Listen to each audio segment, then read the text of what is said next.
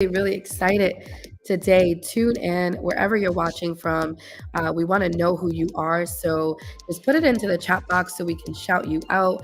Today, we have an amazing and very special program planned, especially for you.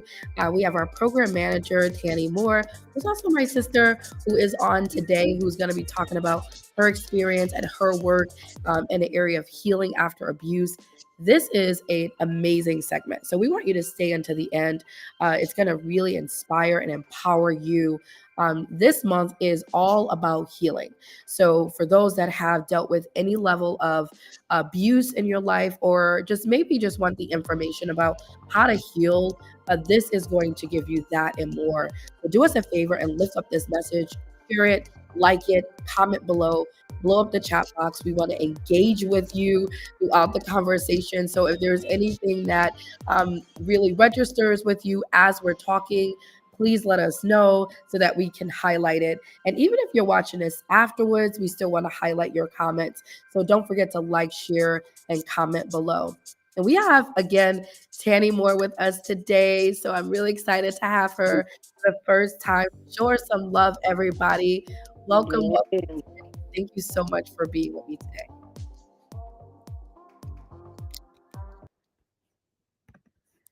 All right. So I'm going to first jump into reading Tanny's bio, and then afterwards, we're going to jump into some questions.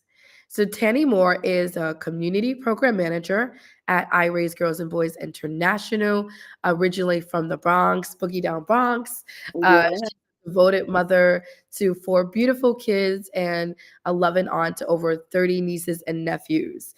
Tanny's heart is overflowed with love for her family and for her community. She has an unwavering dedication to making a positive impact, led her to found actually her own center, New Hope Center, in 2019, where she spreads the transformative love of God through donations and charity work.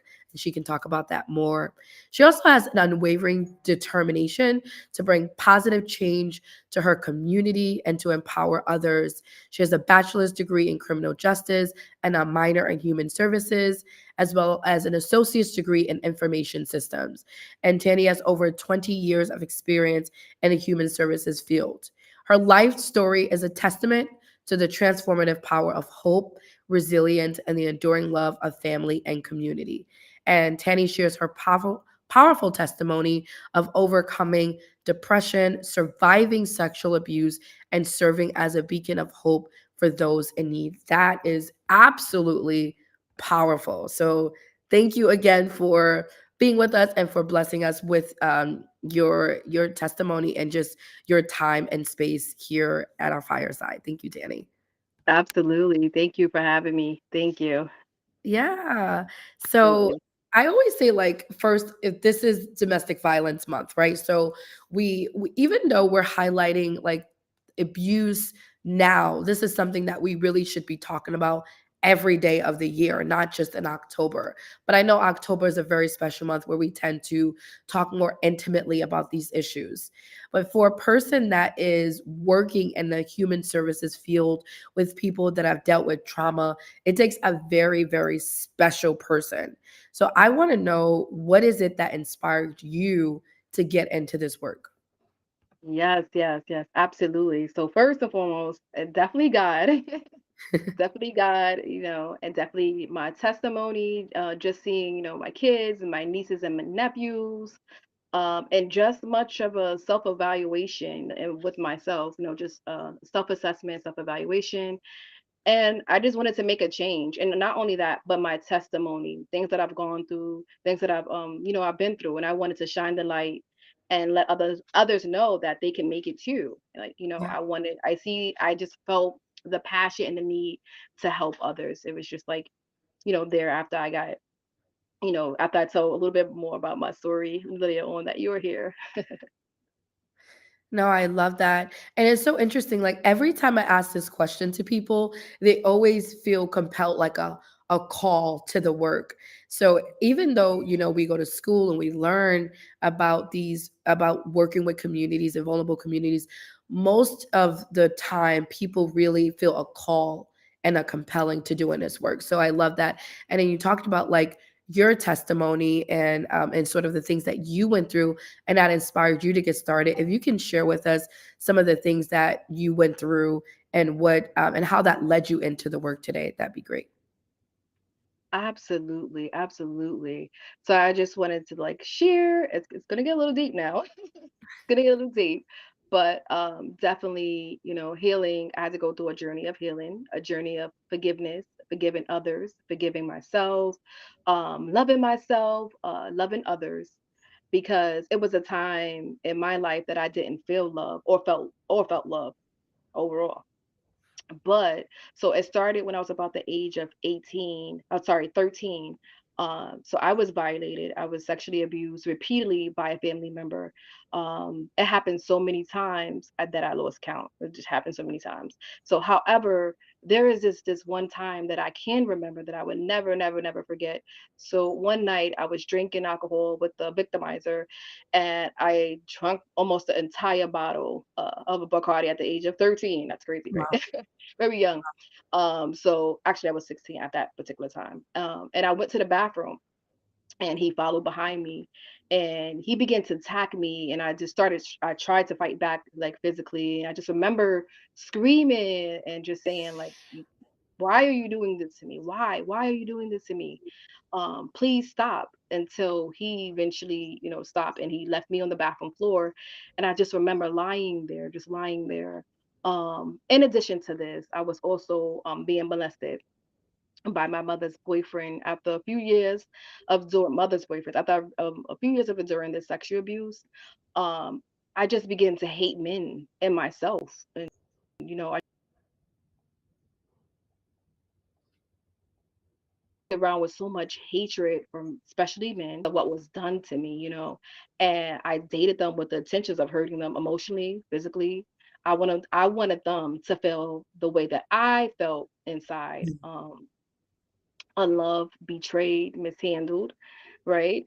I remember I used to just sit in the dark and say to myself, like, why am I here? Like, what is the purpose of my life? My God, Lord, I'm about to preach. You go I right felt ahead.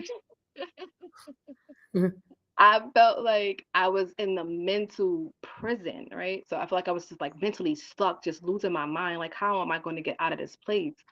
And I just didn't know. I didn't know how to get out. I didn't know how to get out of that place that I was in. So there was times I would just lock myself in a bathroom and just cry for hours, and then act like nothing happened. I tried to numb my pain in many different ways. That didn't happen, right? So there was a that morning I drank. I remember I was drinking morning, noon, and night, and of Wow. course that did not fill the void that I was feeling. It didn't fill it, of course. After going through many different hardships, trials, and tribulation, I just needed a serious change. So I ran to church. I heard about God, and I ran to church, and God began to heal many layers of hatred, bitterness, unforgiveness.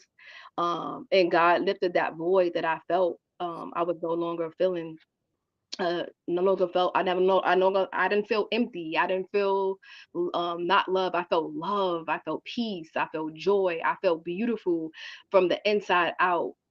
So yeah, that was a little bit of my story. Oh, Yeah.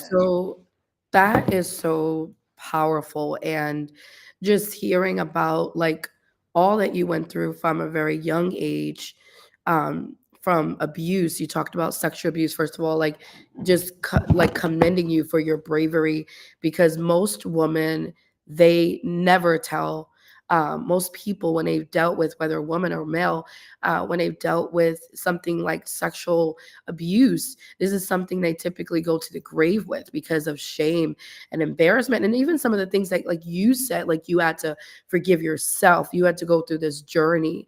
But even like the complicated and complex trauma that you endured as a child from very young, and how that impacted everything. It impacted your relationships, it impacted your self-esteem, your self-image, how you felt about yourself, how you seen yourself, and even how you responded to other people and relationships. I think like the ability to say that from a place of power is liberating, not just for you, but just for all those that are listening and hearing.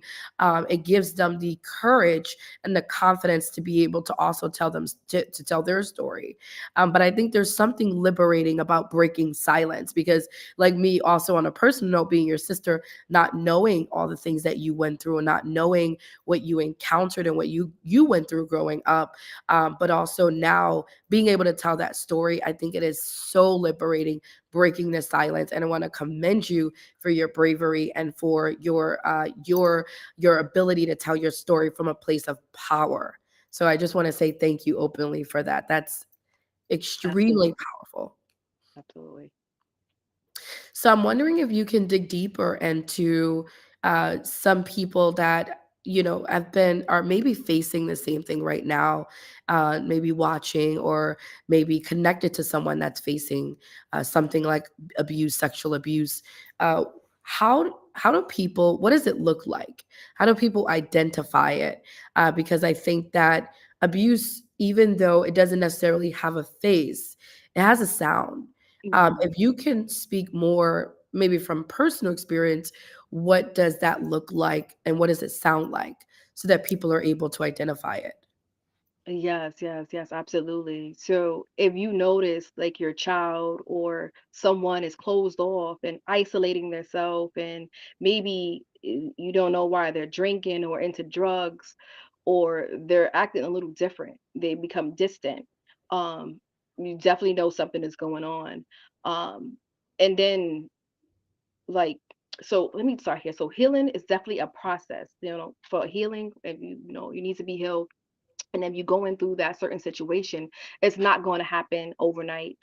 You don't give up. Someone is definitely counting on your story, but you're going to go through.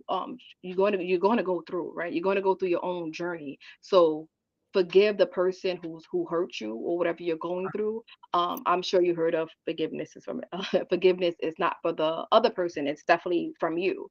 So I Yes. would say love yourself and know that you are beautiful no matter what others may think. If you're feeling in a lonely place, if you're feeling Mm, like you're left in, or you're going through something and you feel like, okay, nobody's hearing me, nobody's watching me, um, like how do I get help? Like where do I start?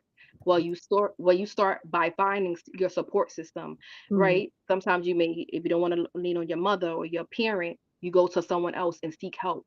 Don't never isolate yourself. Don't oh, isolate yourself, and don't try to medicate yourself or numb yourself with frivolous things, because that's not going to help. It's just going to add on and add on. yeah, So just, no matter what, just know that you're beautiful, and love yourself, get support from others. As I said, get that support, whether it's from church or some sort of support system. Please, that I have to say this again, don't isolate yourself. wow, Do not do this alone. Um, that's so good. Yes, most importantly, to know that there is joy after this, and you're not limited to your circumstance. So the only limits that you have are the ones that you place on yourself. Mm, So I say, get help, get yeah, help. Don't suffer in silence. Don't suffer in silence. that's so good. No, this is so good, so powerful, and just like recapping some of the things that you said, and you're talking about like the signs, but also you're giving advice at the same time. So you talked about like self-medicating. So if you might see a child, and self-medication is so interesting, as you talked about your story when you self-medicated, you're actually drinking at a very young age, and that was self-medication for you. Um, it may not be drinking, maybe it's something else. Self-medication could look so different for different people. So maybe it's your self-medicating through binging on food. Um, or maybe it's through self-medication through relationships, or maybe it's through drugs. So it can look different for different people, but you talked about that being one of the symptoms, self-medication. You also talked about isolation. This is so huge because isolation is a killer, and oftentimes people that are dealing with things like depression, one of the symptoms is isolation. So if you find like your child is withdrawn, or they're always by themselves, or they're locking themselves in the room, open the door, go and see what's going on. Don't let them isolate. And if you're going through isolation, I know that's easier said than done, but don't isolate. Because when you isolate and you're disconnected from your community of support, then you don't have the access to get the help that you need, like Tanny said. So isolation, you talked about that being a symptom. And then you gave some really great advice about forgiveness. This is so huge. And I think that, I don't know, like, we need like our own show on forgiveness to dissect this. But so many people are walking around and they're angry, and they're feeling hatred for people, because of what people may have done to them, or for whatever reason. But forgiveness is so, so crucial to the healing process. And I think that when we're thinking about forgiveness, often feel like it's just for ourselves, but it's not. It's not just for you, it's for the other person, right? But I think what forgiveness does is it frees you from that prison. Because oftentimes when you are unforgiving, or you're holding on to unforgiveness, you're putting yourself into a prison. So much like what you talked about, Tanny, when you felt like you were in that prison, it was Yeah. because part of it was you were feeling those feelings of resentment, anger, hatred, which all comes with traumatic experiences. Because you have a right to go through trauma, to feel the not to go through it, but to feel the effects of it. You have a right. No one can tell you don't be angry. No one can tell you don't be upset, don't resent, right? But when you stay in those places, it also does imprison you. So I'm wondering, what are some of the things that you did, Tanny, on your journey that helped you to heal? Absolutely, yes. Well, after going through my journey of healing, I think some things I just became so happy and loving, a given person. So some things that I did is I walked around the entire area of entire area of Midtown, just started giving out pamphlets, what I call care bags, and they were filled with like basic need supplies for the homeless. I also volunteered for a few organizations. I gave out food, basic need supplies to hundreds of homeless families that were like in shelters and individuals. I just like had this love like to serve for all people. Like I just like wanted to make a difference, like make an impact. So I placed myself inside positions where I can make a difference and impact of the lives around me. That's kind of why in 2019 I was like, I seen the need, so I started New Hope Center, because I witnessed, domestic violence firsthand, and I saw what the victims were going through in the court system, the injustice, how they was treating them, and supervised visitation, and yeah, I just felt the need to just help others. That's incredible. And just hearing about like how it sounds like what you're saying is like when you started helping others, your healing started. Is that, did I get that right? When you started helping others, your healing started. When you started giving back to others in turn, you felt yourself being healed. Is that correct? Oh, I think you might be frozen.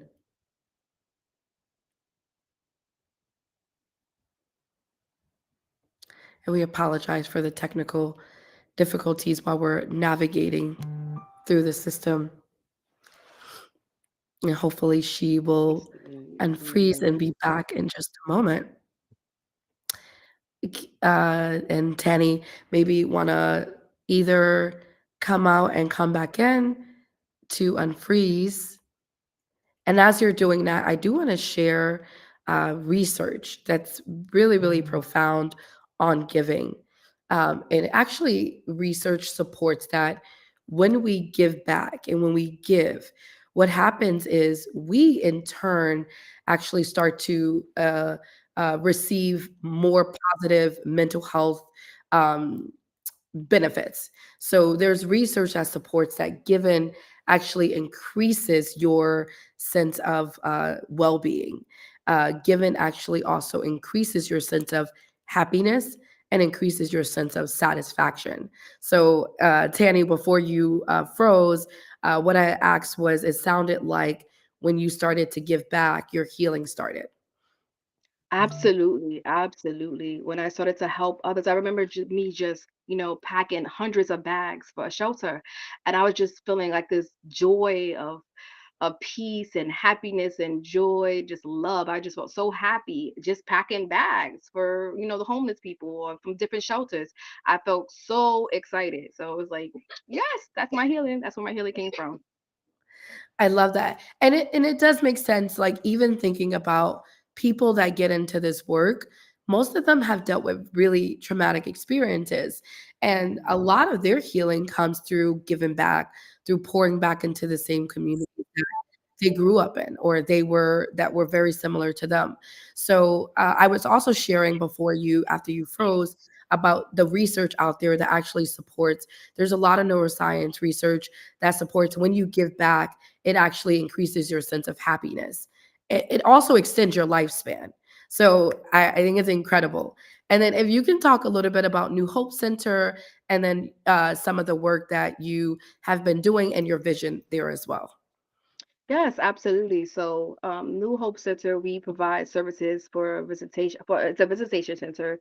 So, if you're going through like a custody order, domestic violence dispute, and you need supervised visits or monitor exchanges, if you need legal advice, if you need anything along that nature, you definitely can contact me through I partner with Greater Outreach for Mothers. So you can reach me at greateroutreachformothers.org, or my email, which is Tanny at newhopeservices.org. Yeah, so I try so I definitely try to help with all domestic violence victims. If you're going through something, you're going through a difficult time, definitely you can speak with me at any time. And also I must say I raise if you need help, like if you need mentoring, if you need coaching, if you need tutoring, it definitely hit me up at iraise.org, or you can send me an email at 10 at t.more at iraiseinc.org.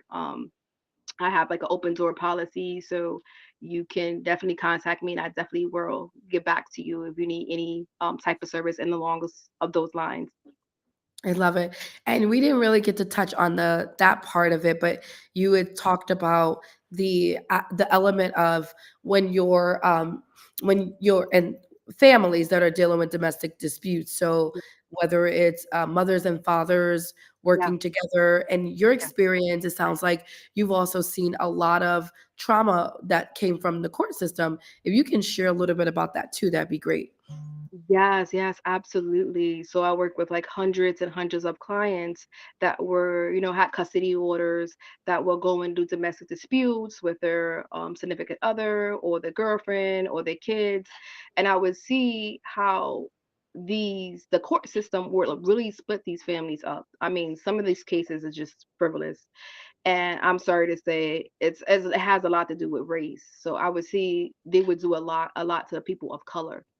They would like tear them away from their family, they say, okay, this is our house, like this is you guys have a house together, okay, kick him out. I don't care where he lives at. He got to find a place to leave. Oh, Wow. custody order. You can't see your kids. You have to have supervised visits to order to see your kids for a made up allegation. So it's a lot of things that I really saw that seen in a court system that was just unfair. And not only that, but in the previous place of employment where I was working, I seen the injustice that they were also inflicting on the parents that were coming for services. Wow. They were like sometimes like pick and choose who they want to serve, pick and Mm, choose how many visits they can get. wow. They would also okay, after 1 year, that's it. We're not servicing you no more. When Wow. sometimes it takes it may take more than 1 year visits, because sometimes these families are really sometimes they really are going through a bad issues.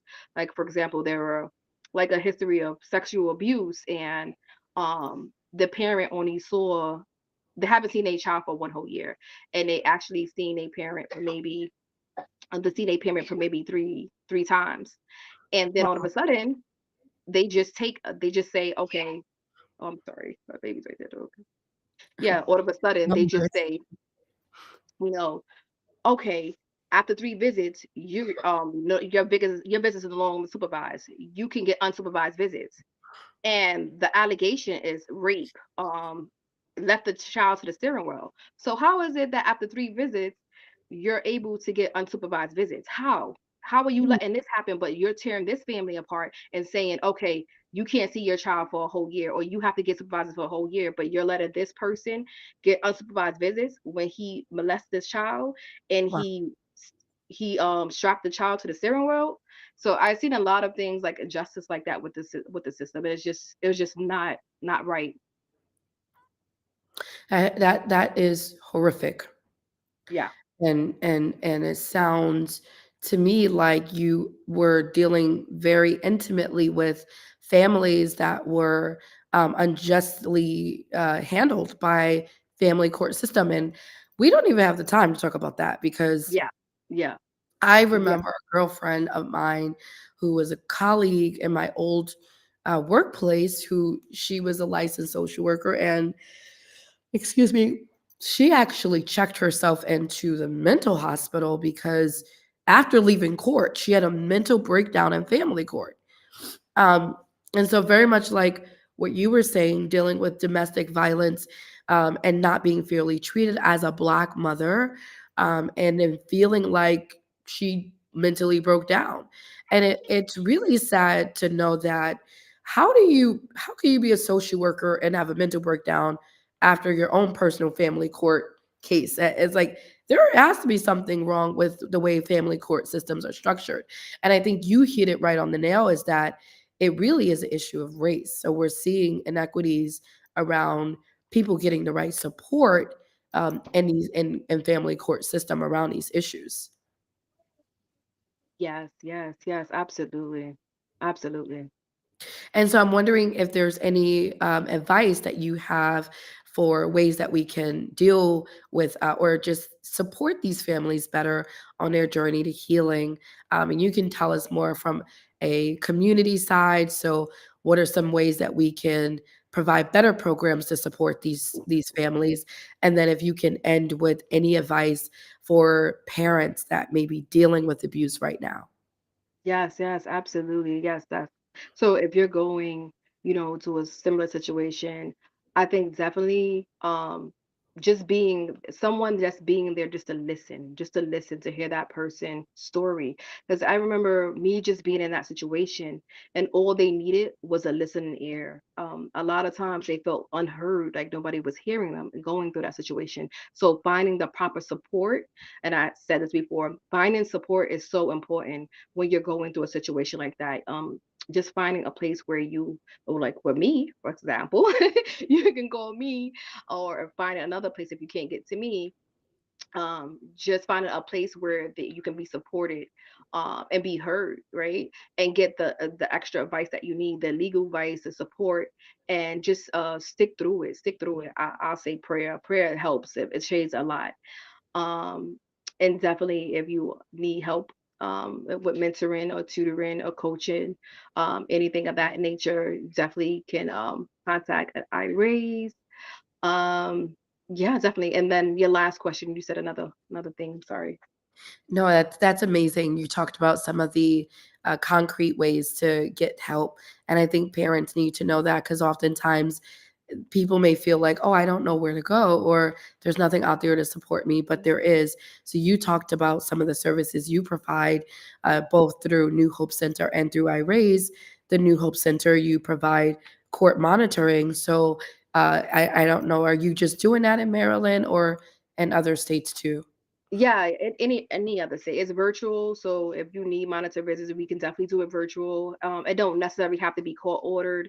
It don't have to because like I don't want to limit you guys because I've seen it done to so many different clients where they limit them and they say, okay, we're not serving you if you have a court order. Like, just go ahead. That's not right. So definitely if you need assistance, like if you and sometimes, you may be going through a domestic situation and you may need to drop your child off somewhere safely. That we provide a safe place where you can drop your child off and we can take them from point A to point B or to the other parent.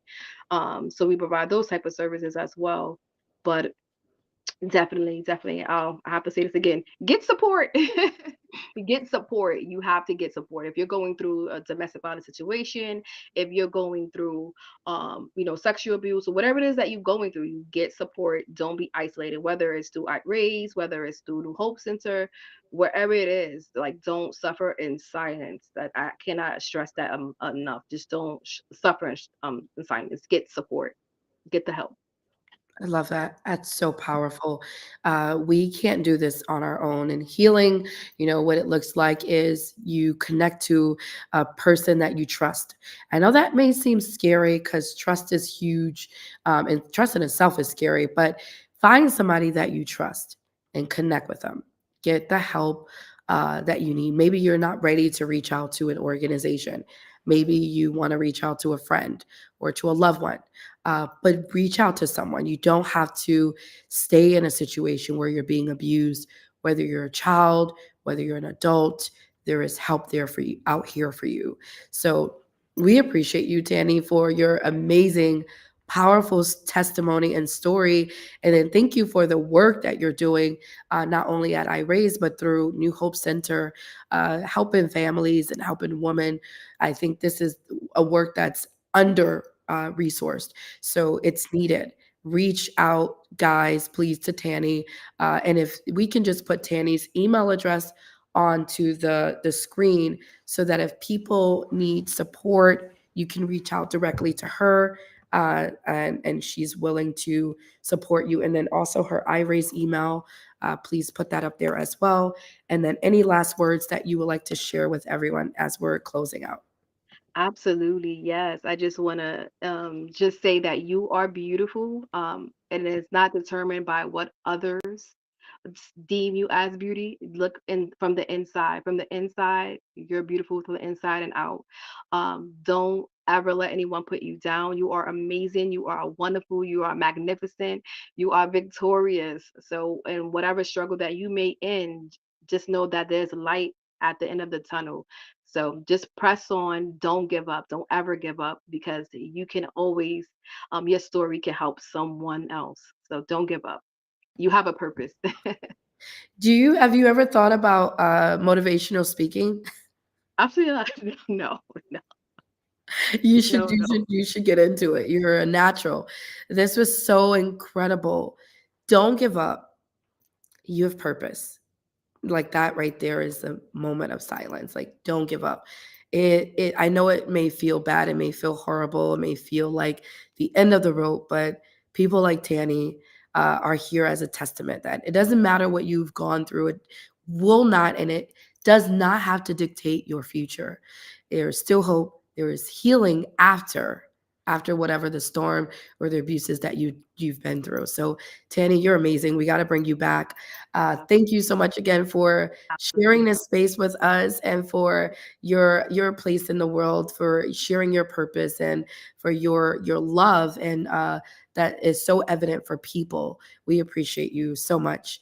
And thank you all for tuning in for today's episode. We know that this was something that you enjoyed. And if it was, comment below, like it, share it, uplift it, send it to a colleague, share it to a family member, to someone that you know. We want to make sure that this content gets out. So we appreciate you all so much. Thank you for tuning in for today's episode. And we also want to remind you that iRaise provides a number of services. So please follow us on social media and reach out to us so that you can get connected and stay connected to the programs that we provide, from mental health services, counseling, and parent support services. So if you need support, if you need help, help is available. Again, happy October, everybody. We love you all so much. We appreciate you all so much. Stay tuned and follow us. Follow us on all social media platforms at iRaise.org. And don't forget to also follow me if you like at Shaniqua E. Moore. And then go ahead and follow Tanny at Tanequa Moore. So thank you all again for tuning in. Stay tuned. We are going to be back next week to talk more about healing after abuse. We love you all so much. Stay safe and stay connected.